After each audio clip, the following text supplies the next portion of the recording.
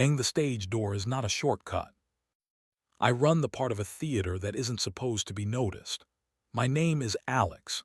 If the audience remembers me, I've failed somewhere between Spike Mark and Blackout. I'm the stage manager at the Marlowe, a 90-year-old shoebox with velvet that sighs and a ghost light that never acts its age. On paper, I call cues. In practice, I keep people from arguing with physics. If you've never sat in a booth with your heart on intercom, picture a conductor who doesn't get to make sound, just timing. At home, there's Marcus, a paramedic with hands that apologize before they ask. He treats consent like a medical supply, always stocked, never assumed. We keep our rules taped to the fridge on an index card bleeding gaffer adhesive. They are mundane and therefore sacred. No afters without names and minutes. Compliments open no doors. Hands belong to what they're holding. We added a fourth line last winter after a photographer reached for my jaw backstage, so the shot would trust your face. It says, "The stage door is not a shortcut." It's Tech Week for our spring rep, a comedy with a staircase that refuses to be stoic, a chamber musical with a chandelier that wants a biography, and a new play about a city that keeps its promises with tape. The board is an ecosystem. LX on the balcony rail, sound in a nest above the mez, fly rail stage left with a crew that learned years ago you can measure respect in rope burns. My calling desk has a paper cup that pretends to be coffee, and a stack of cue sheets with notes in a handwriting that looks like a small animal learned English. The city turned a number that meant grant proposals had to learn the word celebrate.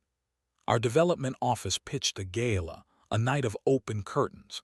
There would be a donor parade, a lobby band, and because the internet knows how to ask for trouble, a live stream from Backstage.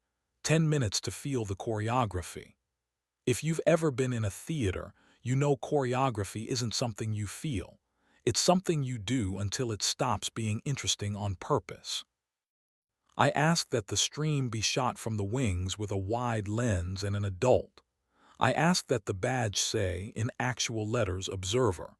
I asked that the stream not land during scene shifts, costume changes, or fly cues. The email answered with a calendar link and a gif of jazz hands. Theater people do irony well. Development people do gifs. Marcus kissed my forehead over the sink and said, "We can add a line if we need to." He had a 12-hour shift ahead and the look of a man already negotiating with an aneurysm of schedules. "Promise me you'll eat," he said. "Promise me you'll text," I said. We nodded to our card like it was a sixth chair at the table. I prepped the building the way you tidy a family secret. I dragged a roll of yellow tape into the wings and marked a polite boundary where observers stopped being tolerable. I noted light leak in the downstage left leg and bribed a dresser to sew a strip of duvetine while I tuned intercom. I walked through spike marks and spoke them into the room like prayers. Blue box, sofa. Pink tea, bar cart. Green X, don't test gravity here. I wrote no REFLECTIONS on a post-it and stuck it to the calling desk monitor because cameras like stealing more than they like learning. The crew showed up with soft shoes and ambitions. The front man was Bennett, a human ellipse in a black blazer, the kind of charming that susurrates you into forgetting you said no. His producer, Rosa, had practical hair and a clipboard that had already earned tenure. 10 minutes inside the heartbeat, Bennett said, eyes on my headset. People love magic if you let them see the threads. Threads break if you show them to people who don't sew, I said. Rosa smiled with professional forgiveness. We rehearsed with the company on break. I demonstrated how to be invisible while observing, feet behind the tape, eyes on me, headset volume lower than your curiosity. I sketched the boundaries in nouns and verbs. Here is rope. Rope is not a noun, it is a person.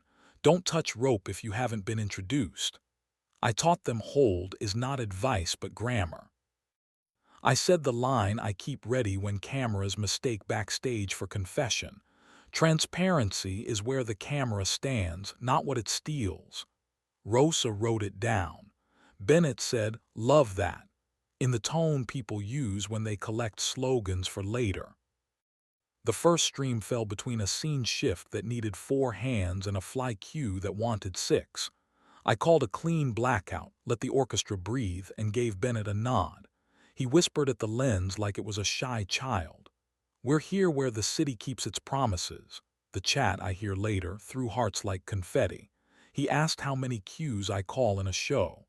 "As many as I have to and as few as I can," I said. He asked how I keep calm. "By refusing to be special." Then he did what cameras ask men to do, edit each other.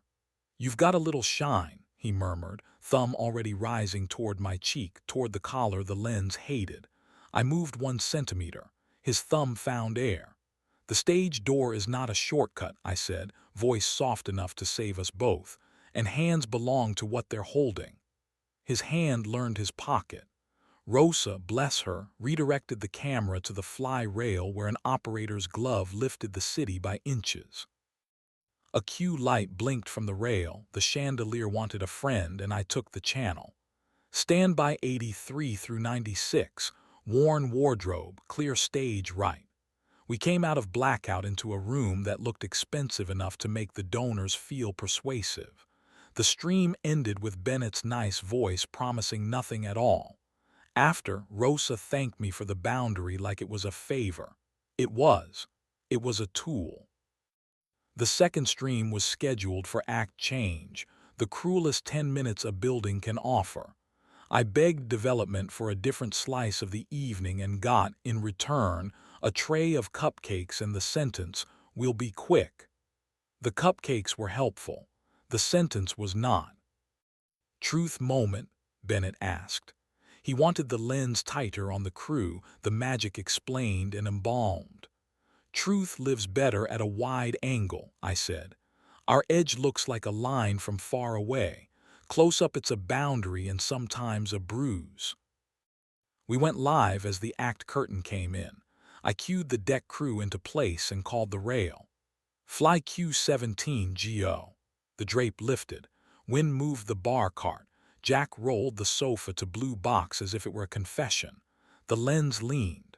The creators, 2 local men with gimbals and confidence on loan, ducked under the yellow tape to get the angle. One reached toward a dresser's elbow. Helping in that way help does when it's never met humility. 1 centimeter saved us. "No," I said, not loud, the tone that trains muscle memory. "Back behind tape." Rosa cut the feed like a mercy. The men did the good thing done slow. They moved and tried to look like they'd meant to. The crew never stopped, hands on what they were holding, rope singing its ancient hymn, and the city kept its promise to the seats that paid. After the stream, Alvarez from lighting leaned against the proscenium and gave me a grin like a light cue found its mark. "The smallest moves," he said. "The ones no one claps for." "Maintenance," I said, "not heroics." 2 days later, the building hosted an alignment conversation in the green room because we're a theater and even meetings need a set. Around the table, me, Rosa, development, Bennett, who had learned the posture of someone willing to be taught, and 2 creators with laminated passes that smelled like sponsorships.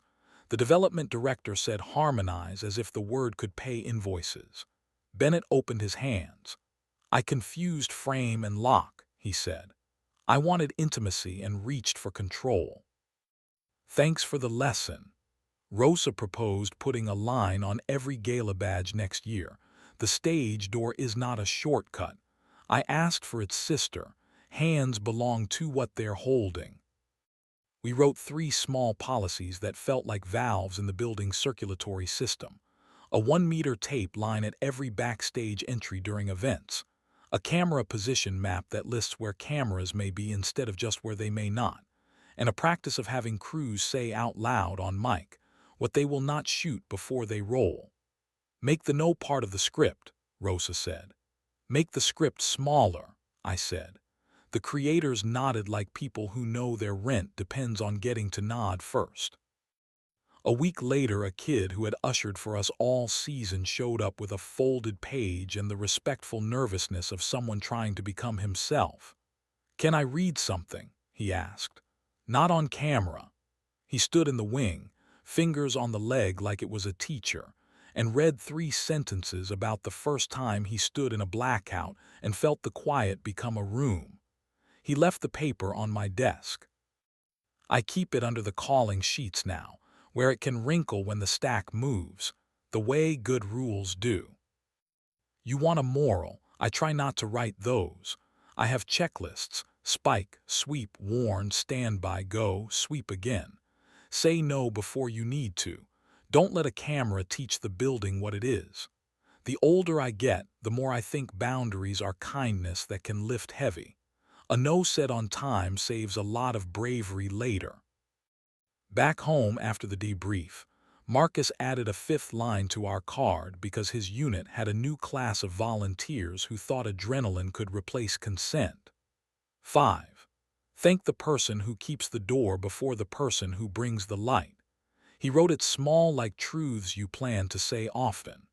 We ate reheated pasta on the couch and tried to tell each other the boring parts of our days until they became the important parts. Sometimes I replay the centimeter my face moved, not out of triumph, but because it belongs in the drawer labeled proof that quiet prevents theater. Sometimes I think about the night the fly break failed a notch and the rail op caught it like love. Sometimes I remember the dresser who can dress a panic out of a person and how she keeps her pins like a priest. All those thoughts live next to the spare flashlight, the safety pins, and the peppermint I keep for actors who stop believing in breath. I haven't told you about the time a donor tried to enter through the stage door because the lobby has lines, and I got to say, lines are a kind of love. I haven't told you about the matinee where the chandelier stuck and the audience decided surprise could be a plot. I haven't told you about the carpenter who fixed the staircase with a joke and a lag bolt. Those belong to the same family as the sentence we taped to the badge and printed on the run sheet and taught the cameras and wrote on our fridge. If you find yourself at the Marlowe on a night when the lobby buzzes and the house light looks like forgiveness, peek through the velvet. You will not see me, that is the point. You'll see hands on what they're holding, rope that knows its job, tape that keeps its promises. If a camera twitches and you feel the itch to fix my collar for the shot, watch the small motion, the small smile, and remember the line. The stage door is not a shortcut. The actors will still arrive at their marks. The city will still applaud. That's all the theater I need.